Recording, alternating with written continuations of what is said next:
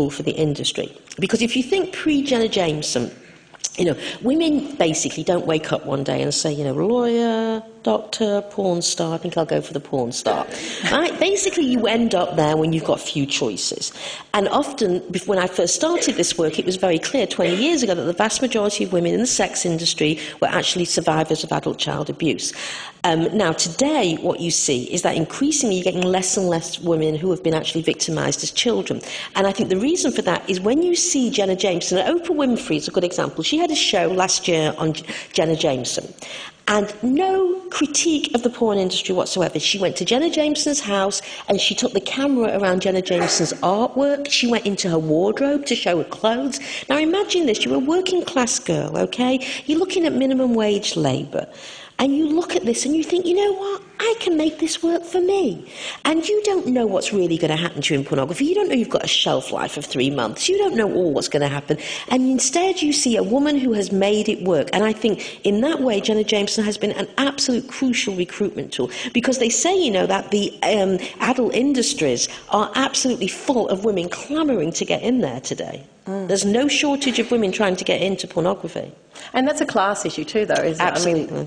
Because it is, particularly, with the porn you describe in the book, with gonzo porn, my impression is that is still very aberrant, isn't it? It's still, people are still very appalled by it if you talk about it. Obviously, when you say college boys are watching it and it's out there, you talk about that movie, Lars and the Real Girl. Yeah, and those living dolls, which I don't think you can, I'm sure you can see. Who has a living doll? I don't think you can get them in Australia.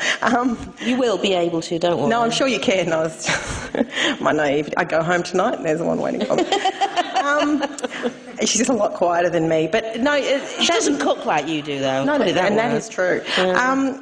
That could work against me too. The living dolls, and I thought you talk about that film, and you talk about men in the States who buy these dolls, and then they live with them as if these are... Well, the best story of that is I was... in 2008, I went to Las Vegas, which is where they have the whole biggest porn expo in the world. So imagine this, 10,000 men and me descend on Las Vegas in January. So I got a press pass, of course. I didn't say I was an anti-porn activist feminist, so I just pretended I was a journalist. I was hopeless, by the way. It took like 5 minutes and I was fighting with them, right? So I didn't get... and I was I really was trying, trust me, right? But it didn't work. So I go up to the real doll, and I'm really trying to be serious, and I'm, say, taking notes, and I said, I'm a journalist, and I said to him, tell me, I said, why do you think men buy these dolls? And he looks me straight in the face, and he says to me, it's a way for them to develop relationships with real women. So I'm doing this, and I said, you think so, yes? And he says, yes. He said, are you being judgmental? I said, no. And then he says to me, and he's talking all this bullshit, of course. And he says, now he says that actually women buy the dolls for their boyfriends. I said, oh, really? I said, and why do you think that is? He said, I think women want lesbian relationships. So I'm writing lesbian relationship. I'm like, this bullshit's going on, right? And I can't help myself. And in the end, I'm writing this, I'm saying, yeah. And I said, and by the way, he said, yeah. I said, do you fuck the dolls? He said, sorry? I said, do you fuck the dolls? And he says, oh, no, I wouldn't do that. And I said, are you being judgmental now? So, anyway, so the really interesting thing is, I said to him, have you heard of the movie Lars and the Real Girl? And he says to me, yes. He said, not only did I hear of it, he said, we were the consultants for the movie. And he said, the day the movie came out, our website crashed because so many men went on the website. So that is the connection. Now, let me tell you a very interesting, can I just say one really interesting thing as well? So, I've got a really sad life. I kind of go on the email places and the lists where men who read porn go. So I'm following them around everywhere, going to their lists. And I'm reading their bulletin boards. And of course, they refer to women as this whore, this bitch, this cunt, And then I come to one site I stumble on, and they're talking about their love and their sweethearts. And I'm thinking, pornography, their love, their sweethearts, their lady. Guess what? It was a real doll site. The only time men talk about women as they love them is when they're talking about their real dolls. So I thought, this is what they want from us, There's still, and this is, and going back to that Lars film, he's considered unhinged in that film, and I guess it's that sense of we have, this gonzo porn pushing against, the culture. But at the same time, I think it does seem like the idea of a real... It's still very funny because it's still really strange. And the people who do that do seem quite ridiculous. No question. The real dolls is still, the sort of outliers. Until I get home tonight. And then you've got, well, maybe you want a lesbian relationship. Yeah. Okay. With plastic. So, no, that is... But let me say, gonzo is mainstream. Right, front and centre. And that's what I think is very hard to get our head around as women, is that violent, in-your-face, body-punishing porn is mainstream. And I mean, what's been very interesting here is I've had some run-ins with some of the pro-porn lobby you have here. Yes, and we all know who I'm talking about. And what's so interesting is they keep arguing the same thing, that gonzo is a niche market. And it's like, are you either lying or you just don't do the research, which I really don't know which one it is. Because, I said to them today, and I had a journalist from one of the newspapers today, and he was quoting this bullshit at me, that it's a niche market. And I said, are you on the computer? And he said, yes. I said, okay. I said, go into Adult Video News, which is the actual trade journal of the porn industry. And he goes into Adult Video News. I said, now click on charts. And he clicked on charts, and they're listed at the top 100 renters, sellers, visited websites, and it's all gonzo. And I said, this is where it is. This is bizarre that people think I'm making this up when it's the actual industry who's saying it's gonzo, not me. And so... What's happening then and there's an issue here too with... it's interesting, you talk about the internet. This is the internet that has created this. And so in one way this is global, because we can all access it. Right. But at the same time, your book is very... it's about the United States. We don't... in Australia we don't have that kind of porn industry. Not that I know of. We don't, we have a very different culture. Even this week, I thought it was interesting that, we had, and I think, did you take part in the rally in Sydney for the child beauty pageant? Well, I was there, yes. Yeah, and that, it's, this kind of sense has been this outrage that the child beauty pageants are coming to Melbourne. And, we're in America, I know it's far more, it's everywhere. Huge. Yeah, and so there are those differences there. And I do wonder, particularly when you talk about college students, because even our education system's so different in that. That sense of what we actually know. How do we do that audit on the, on the internet, on the, the video news? How do you do those audits to say, well, this is what's happening in this country, and this is how this is happening? Let me tell you how I know from young women here. For example, when I was at the Sydney Writers' Festival, and they put me on a panel called The Porn Wars with 3 pro-porn feminists and me. And what was very interesting was that, it was very, very hard to get a word out, and everyone was arguing with me. And then one young woman gets up, and you can actually hear it, they taped this, and she said, this is ridiculous, all our boyfriends are using gonzo. And another woman got up, and then one of the women on the panel tried to silence them and said, no, this is just anecdotes. And they all stood up and said, no, this is our life. And the young women completely turned the room around. And then today I had an interview, again with a young male journalist in their 20s, and every time I'm speaking to young people, they say, you're right, we're all using gonzo. Yeah. And in terms of that, and what you do in the book when you talk about it, because I think why people get so affronted by the idea of gonzo as well is, and this, you talk about fantasy, don't you? And it's interesting, that seems to be one of the for or against arguments for pornography, isn't it? If you accept that it's just fantasy and that it goes in and stays in, I think they're your words, then you can watch what you want. Or if you think that, no, these images do have an impact on the formation of sexuality, and you do talk about that. So, it seems like it's a slippery slope in a way. Can you... Well, first of all, men like to talk about, and the porn industry, as porn as fantasy. So first of all, let me talk about it. It happens to real women, okay? It's not their fantasy. When you're being gagged with a penis and you're choking, you are choking, right? That is a documentation of what has happened to real women.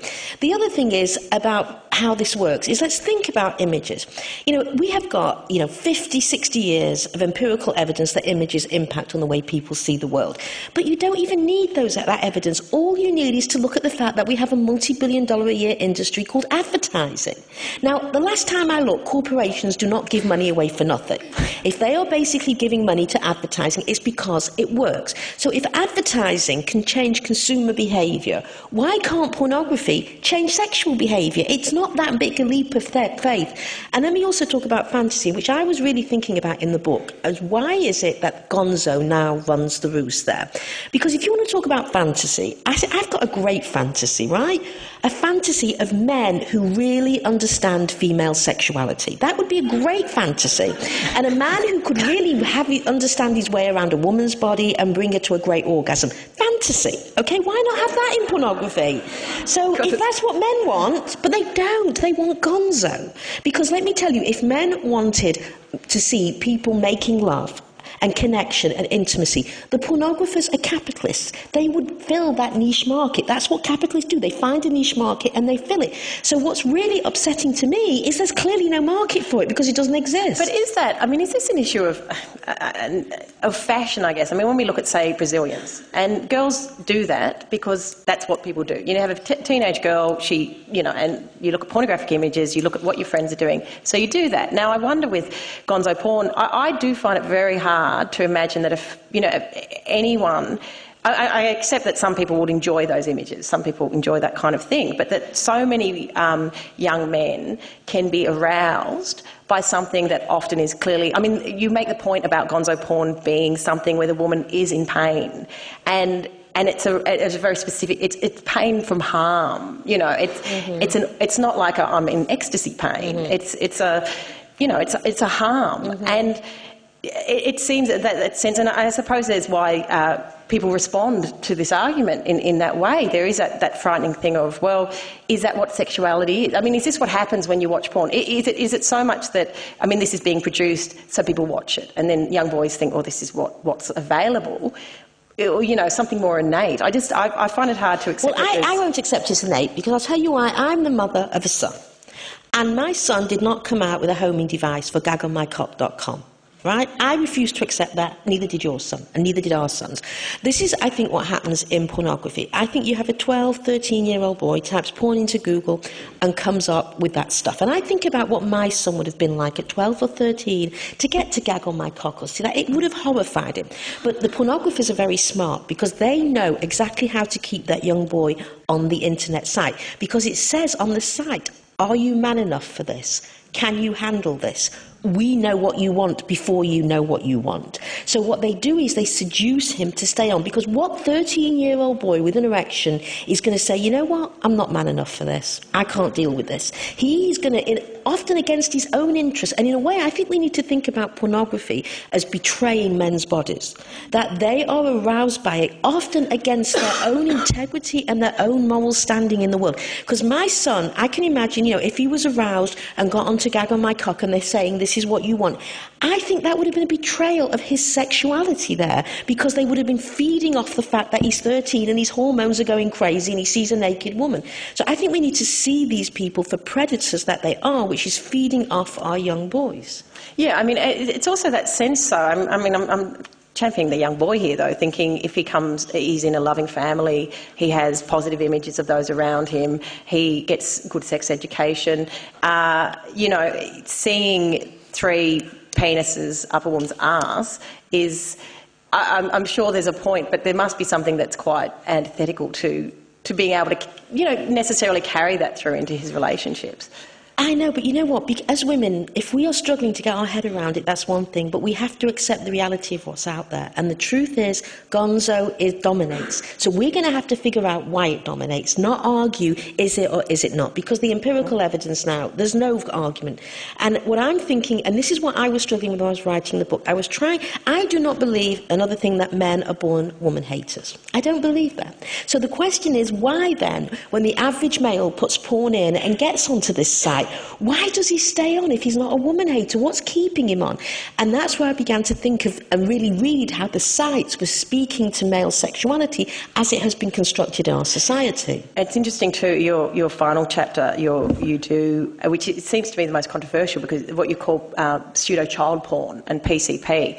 And I thought it was very interesting, the argument that this idea that pedophilia is something that's in a box over there and there's the rest of us. Yeah, and whereas you say, you speculate that, well, there's more of a continuum, and therefore this sense of looking at images of young women who are being, childified, can actually be making them into pedophiles, essentially. Well, they're not pedophiles. You see, a pedophile has a clinical definition. And this is when I first found this, I was in a prison interviewing men who were in prison for downloading child pornography and for raping children.